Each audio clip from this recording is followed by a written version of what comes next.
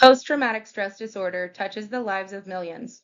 Yet so much of what we hear about it is shaped by myths, fear, and stigma. This presentation is deeply personal to me, not just as a nursing student, but as someone who knows how silence and judgment can keep people from seeking help. Today, we'll uncover what PTSD truly is and how together we can break the stigma.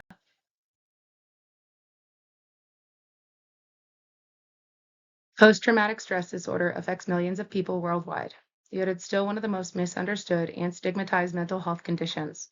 Too often, people living with PTSD are judged or dismissed instead of supported, and that stigma can make the pain of trauma even harder to carry. I chose this topic because PTSD is personal to me. I've seen how deeply trauma impacts lives and how silence and misunderstanding can hold people back from getting the help they need. As a nursing student, I want to be part of changing that conversation, breaking the stigma, raising awareness, and helping create a world where survivors feel seen, understood, and safe to heal. The DSM defines PTSD through four main markers. First, intrusive memories, like flashbacks or nightmares that pull someone back into the trauma. Second, avoidance, steering clear of places, people, or even thoughts that might trigger those memories. Third, negative mood changes, feelings of guilt, shame, or detachment from others.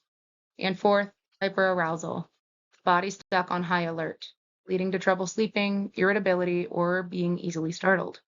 These aren't just symptoms on a page, they're daily struggles for those living with PTSD.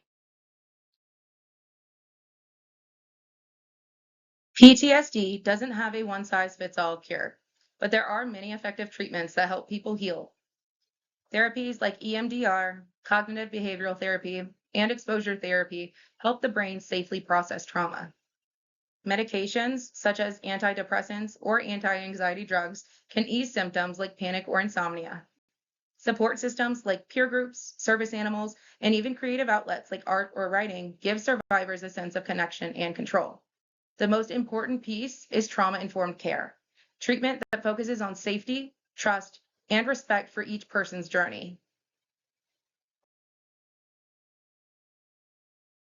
PTSD doesn't look the same for everyone.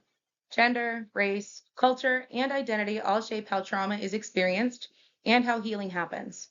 For example, a female survivor of sexual assault and a male combat veteran may both have PTSD, but the way their symptoms appear, the kind of support they receive, and even whether they're believed can be very different.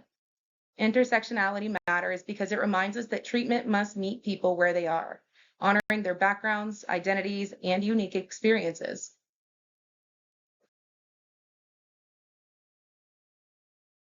Healing from PTSD doesn't happen in a vacuum. It depends heavily on the world around the survivor. Community factors can either support recovery or stand in the way. Housing instability, unreliable transportation, and financial strain can make it nearly impossible to keep therapy appointments or refill medications. Long wait lists for counseling and a shortage of mental health providers leave people struggling for months or even years without help. For many, the trauma isn't just what happened to them. It's the constant battle to access care in a system that feels out of reach. Breaking the stigma around PTSD means more than just changing attitudes.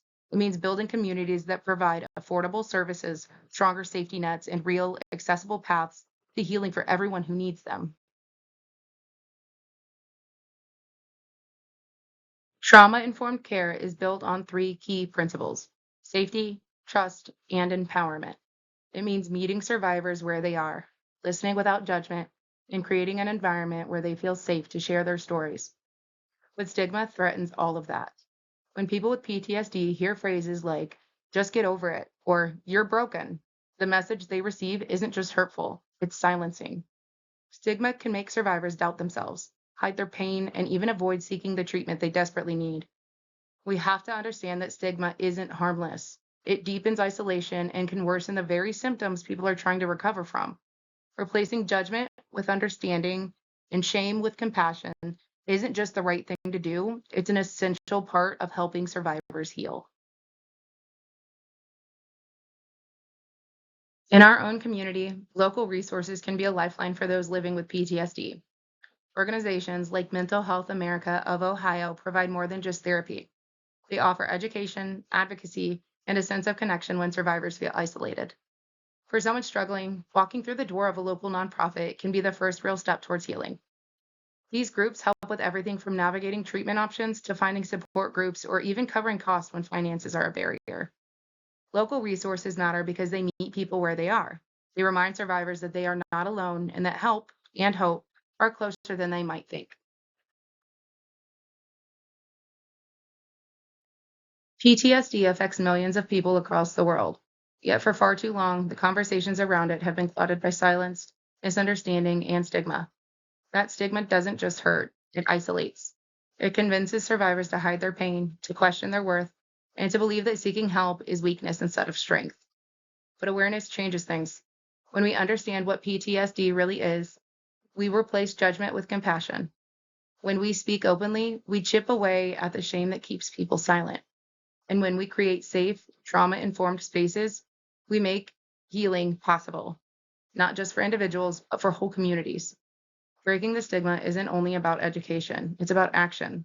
It's about challenging harmful words when we hear them, supporting local resources, and being the kind of friends, families, nurses, and neighbors who make it safe for someone to say, I need help.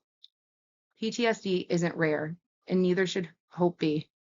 Together, we can change the way we see PTSD and change the lives of those who live with it.